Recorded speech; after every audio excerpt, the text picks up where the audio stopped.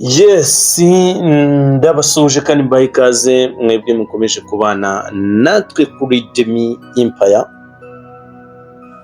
Nizeye ko mu by'ukuri aho muherereye mu gihugu mu bice bigiye bitandukanye mumeze neza. Nizeye ko namwe mumeze neza muherereye muri diaspora cyangwa se muri hanze y'igihugu cy'u Rwanda. Icyo nizeye gikomeye nuko wakoze subscribe. Kora subscribe amakuru agiye atandukanye ajya kugeraho umunsi ku wundi kandi ajya kugendekera neza akunogere. Ni inkuru mu by'ukuri y'akababaro, inkuru iteye agahinda.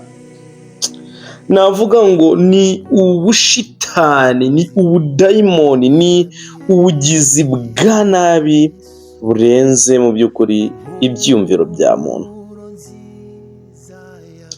Ni umukobwa umwe wishe mu by'ukuri umusore bari mu rukundo cyangwa se bakundanaga, mu by'ukuri amwica nabi, amwica urubozo, amwica amujombaguye ibyuma.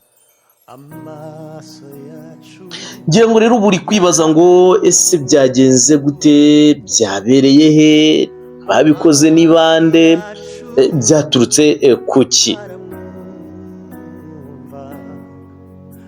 Nizeye ko mu by'ukuri udukurikiranye, mw'abantu mwe ni ibintu bidasanzwe, ni ibintu biteye ubwoba cyane.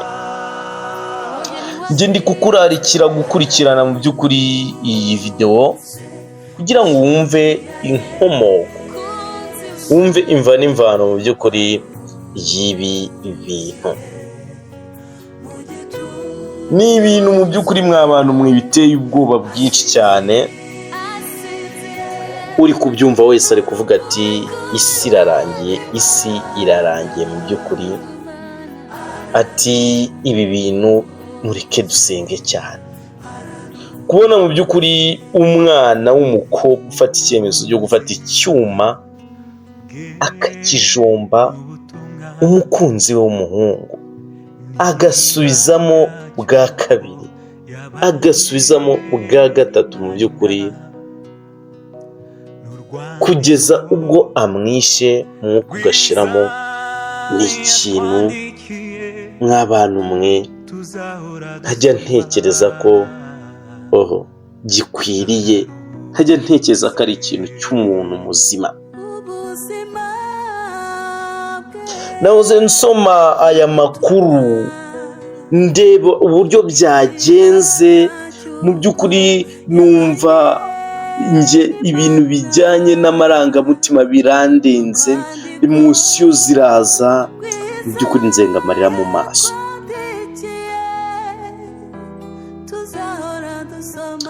Ni inkuru mw'abantu mwe nge nasomanye agahinda kenshi. Umwana w'umukobwa mu by'ukuri ntekereza uba uri kwibaza ngo byagenze gute kugira ngo afate icyemezo cyo kwica umukunzi we w'umusore muzima mu by'ukuri ufatika. Ni umwana w'umukobwa mu by'ukuri, ni ibintu bidasanzwe biteye ubwoba. Abantu benshi bagiye bagaruka bavuga ati mw'abantu mu isi yarangiye, ibintu byafashe indi ntera. Abasore benshi bavuga ati ngewe ubwo ngubwo tayari nta mugore nzazana kuko nshobora kuzana uzanyiyicira. Ariko nanone twagaruka ku mugani w'Abanyarwanda tutazizi narabyazi narashatse, mu by'ukuri bavuga ati nakwemera nyine nkamuzana, ubwo rwaba ari rwo rwandiko nkagenda. Ariko abandi basore nabo bakomeza bavuga ati ngewe ntabwo rwose mu by'ukuri nge nzamuzana, nta mugore nzazana, bitewe n'izi nkuru mba ndi kugenda numva hirya no hino z'ubugizi bwa nabi bushingiye ku gitsina gore. Ibi bintu ni ibintu twajyaga twumva ku biharamagara by'abasore babihebe, mu by'ukuri nibo bajyaga babikora abakunzi babo, ariko ntabwo twabyumvaga mu by'ukuri ku bakobwa. Ngira ngo wakwibaza rero uti byagenze bite? Ibi bintu byabereye mu gihugu cya Kenya, ubwo nanicaye ntuje, uwo bita Odaga Wazulu yanyandikiye kuri WhatsApp. Ni umwe mu bantu bajya bampa amakuru mu by'ukuri agiye atandukanye hariya muri Kenya. Akaba yaravuye mu Rwanda mu by'ukuri mu myaka yatambutse. Yagize cyaranyandikiye kuri WhatsApp, ndatekereza natinze no kubibona ko message yangezeho masaa nayibonye mu kanya saa 3, kandi saa 12 yarangije kuyinyoherereza ambwira uko ibintu bimeze. Yagize ati mu by'ukuri ni inkuru ibereye hano muri Kenya. Mu by'ukuri umwana w'umukobwa yishe umukunzi we w'umuhungu, mu by'ukuri amujombaguye ibyuma. Wakwibaza ngo byagenze bite rero? Yakomeje anganirira arambwira ati umusore mu by'ukuri yari afitanye, bivugwa ko yari afitanye utuntu tw'udukimbirane cyangwa se tw'utubazo twa hato na hato ku bakobwa, ku bantu mukundana. Nabizi neza ko mu by'ukuri benshi murabizi, benshi bagirana utubazo tugiye dutandukanye. Ati ndaguhamagara nkakubura nkasanga wibereye mu bakobwa, cyangwa uhamagaye ntufate phone, ubwo ngo aba ari ikindi kiba kiri kunca inyuma, mama muri kumwe, n'ibindi byinshi bigiye bitandukanye. Mu by'ukuri muba mugenda mupfa. Ubwo rero ngo umusore n'uwo mukobwa wiwe bari bafitanye amakimbirane. Umusore agahora amubwira ati ese wakwihanganye wambariye byibuze nkaza aho ngaho, iki kibazo tukagikemura kikarangira. Uti iki kibazo dukwiye kukiganiraho mu by'ukuri kikarangira, ati kikava mu nzira tukareka kuzadukomeza duterana amagambo. Uyu mukobwa biravugwa ko yaramaze iminsi, ngira ngo mwahozemo muri kureba n'amafoto yiwe, mu by'ukuri yambaye ikanzu nziza cyane, igaragara ko yagraduatinze cyangwa se yagraduatinze.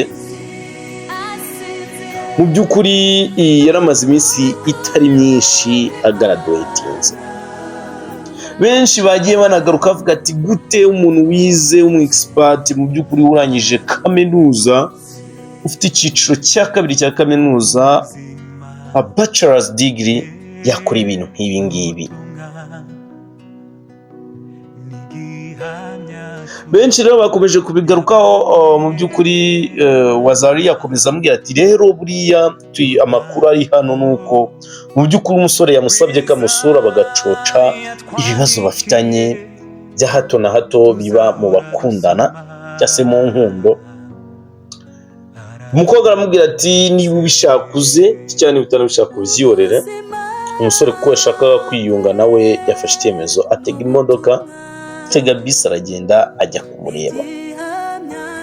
Wakwibaza ngo rero byagenze bite agezeyo? Mw'abantu mwe, ni ibintu bibabaje biteye ubwoba bwinshi. Umusore mu by'ukuri amaze kugerayo, yatangiye mu by'ukuri baganira ku kibazo bafitanye, imva n'imvano yacyo, ndetse habamo no kwisobanura kwinshi ku mpande zombi mu buryo butandukanye. Umukobwa ibyo bibazo babikemuraga umukobwa ashinja umusore ko amuca inyuma. Umusore nawe ati ntabwo umuca inyuma, agakomeza gutanga ibimenyetso amubwira ati mu by'ukuri ibi nibyo bigaragaza ko ngiye ntabwo uca inyuma mu by'ukuri. Umukobwa rero ngo ubwo baje guharira, baratongana, nimba ari uburakari bukomeye, nimba nabyita iki, nimba nabyita ko ari gahunda yari yapanze, simbizi. Ngo byaje kurangira umukobwa, umwana w'umukobwa rwose ubona mwiza, atagakwiye gukora ibintu nk'ibi, afashe icyemezo ajombagura wa musore ibyuma. Bivugwa ko basanze cyangwa se bapimye umurambo w'umusore bagasanga yamujombye ibyuma inshuro zirenga 27 nk'abantu mwe. Ni ibintu biteye ubwoba, ni ibintu bibabaje kubona umuntu w'umukobwa w'inkumi mu by'ukuri usoje kaminuza akora ikintu nk'icyo ngicyo. Umukobwa ngo yamuteye ibyuma inshuro zirenga 17. Abantu benshi nagiye mbona bagenda bandika ibintu bigiye bitandukanye ku nkuru bavuga ati mu by'ukuri ibintu ntibikwiriye. Benshi bakavuga ati uyu mwana w'umukobwa bishoboke ko umuhungu yashatse kumufata ku ngufu. Murabizi ibintu bibaho, ati wenda yashaka ko kumusambanya cyangwa se bakora imibonano mpuzabitsina, umukobwa akanga. Mu by'ukuri bikarangira muteye wenda nk'ubwo bamubwira ati niwongera kunkoraho ndagutera icyuma, ntwongere kunkoraho. Benshi niko bagiye bandika, ariko mu by'ukuri nanone tukagaruka ese niba mu by'ukuri ari kumukinisha, ari uko nk'uko mubitekereza, gute waba wakinishaga umuntu ukamutera icyuma inshuro zirenga mu by'ukuri 27? Mu by'ukuri umukobwa akimara kubona ko yamujombaguye ibyuma ndetse n'umwuka ugiye gushiramo cyangwa se washizemo asambagurika, umukobwa nawe yagerageje gushaka uko yakwiyahura, ariko mu by'ukuri birangira bidakunze. Benshi mu baturanyi baje bahurura bumva ibintu bigihaguza mu nzu, ariko mu by'ukuri ntibabasha kwinjiramo kubera ko bari bafungiyemo imbere. Kubw'ibyago bikeya umukobwa amaraso yatembye birangira ageze mu muryango atunguka. Inyuma abaturanyi babibonye batabaza inzego z'umutekano zirimo polisi. Umukobwa yashatse kwiyahura biranga. Polisi rero ubwo yahageze yasabye umukobwa gukingura cyangwa se urimo inyuma imbere wumva gukingura ntiyabaho gukingurwa. Polisi birangira ifashe icyemezo cyo kwica urugi.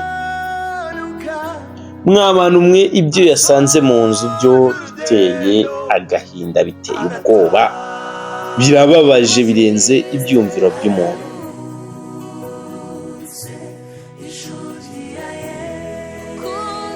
Uyu mukobwa mu by'ukuri ngo basanze nawe aryamye impande y'umurambo w'umusore wuzuye amaraso n'ibyuma byinshi ku mubiri we yajombaguwe.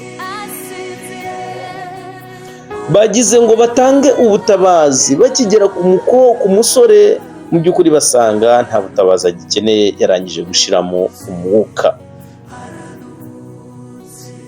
Umukobwa nawe yari yaguye igihumure handi no kuvuga atavugaga, ameze nk'uwafashwe n'amashanyarazi, wagira ngo yarwaye paralize. Mu by'ukuri bamuvugisha ntavuge, polisi iramufata nayo iramujyana. Umurambo nawo bawujyana mu bitaro biri hafi aho ngaho y'aho bari twaherereye, kugira ngo wenda ukorerwe operasiyo barebe mu by'ukuri byagenze bite. Mu by'ukuri rero ni inkuru iteye agahinda, iteye ubwoba. Mw'abantu mwe, hari inkuru tuzajya twumva hanze aha ngaha bitume benshi dufata ibyemezo byo kugira ibintu bimwe na bimwe cyangwa se ibintu runaka tureka.